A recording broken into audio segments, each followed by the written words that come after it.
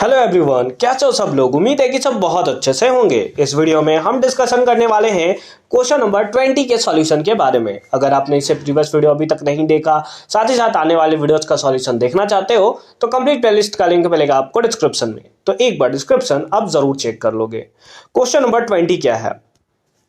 Assertion और reason based simple सा question है। असर्शन में हमें दिया है द रिलेशन, हमें किसका रिलेशन दिया हुआ है, तो इन दोनों के बीच का रिलेशन हमें गिवन है।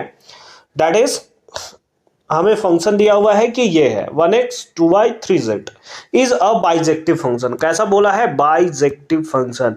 अब बाइजेक्टिव फंक्शन के लिए ये भी तो पता होना चाहिए कि बाइजेक्टिव फंक्शन एक्चुअल में होता क्या है।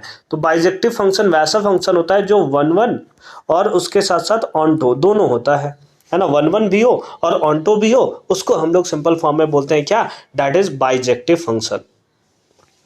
ठीक है, तो इस टाइप से आप बता सकते हो। तो क्या ये फंक्शन अगर हम लोग देखें तो कौन सा दिया हुआ है? दैट इज 1 2 3 4 ये दिया है, और दूसरा सेट हमारा है कितना? X Y Z P. X, ये कैसा एक्स है ना,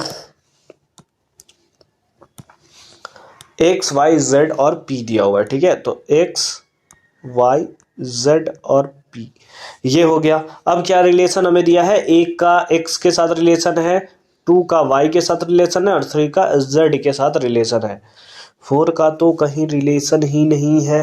ये देखो, हमसे पूछा था बाइजेक्टिव फंक्शन। बाइजेक्टिव का फंक्शन का मतलब क्या है कि 1 और ऑनटो हो, बट उससे पहले इसको फंक्शन होना पड़ेगा। फंक्शन होना पड़ेगा इसको ना। यहां तो फंक्शन ही नहीं है। आप बोलोगे सर क्यों फंक्शन नहीं है? क्योंकि फंक्शन के लिए हमारे पास केस होता है कि हर एक एलिमेंट है ना, जैसे अगर इसको आप बोलते हो डोमेन है, ये आपका क्या को डोमेन है, तो डोमेन का हर एक मेंबर का रिलेशन होना चाहिए, है ना। हर एक मेंबर का रिलेशन होना चाहिए। यहां तो 4 का किसी के साथ रिलेशन ही नहीं है, और अगर 4 का रिलेशन ही नहीं है इसका मतलब ये तो फंक्शन ही नहीं भाई। बाइजेक्टिव तो दूर की बात है, 1 और ऑनटो तो दूर की बात है, पहले तो ये फंक्शन ही नहीं है। तो ये असर्शन ही जो था ना, क्योंकि वो फंक्शन नहीं है, ये हमारा असर्शन क्या हो गया? गलत हो गया। और अगर असर्शन ए फॉल्स हो गया तो बस एक ही तो ऑप्शन बच जाता है भाई, ऑप्शन नंबर डी। उसके अलावा कुछ ऑप्शन में है ही नहीं। ऑप्शन में कुछ और है जहां पे असर्शन गलत हो? है ही नहीं। ठीक है, तो ऑप्शन नंबर डी। हालांकि रीजन आप देखो तो रीजन में क्या दिया हुआ है? द फंक्शन एफ इतना एंड इतना इज 1 है ना। चलो देख लेते हैं इसको भी, ये क्या कहना क्या चाहता है। जैसे ये हमारे पास एक फंक्शन है और दूसरा फंक्शन ये हमारे पास है ना। कितना? 1 2 3 है ना।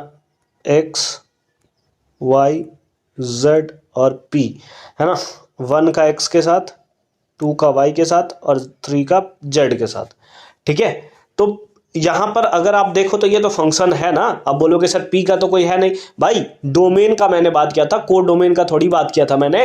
डोमेन के हर एक मेंबर का रिलेशन होना चाहिए, हर एक का इमेज होना चाहिए। और क्योंकि हर एक डोमेन के हर एक मेंबर का, यानी कि पहले वाले सेट का हर एक मेंबर का अलग अलग है ना, सबका आपका अपना सेपरेटली एक इमेज का फॉर्मेशन कर रहा है, इसका मतलब हाँ बिल्कुल ये तो 1 फंक्शन है, यानी कि रीजन तो सही है। तो उस बेसिस पे भी आप बोल सकते हो कि ऑप्शन नंबर डी जो होगा वो हमारा राइट आंसर देखने को मिलेगा। आई होप कि ये पार्ट भी आपको अच्छे तरीके से क्लियर हुआ होगा कि कैसे हमने इसका सॉल्यूशन किया है।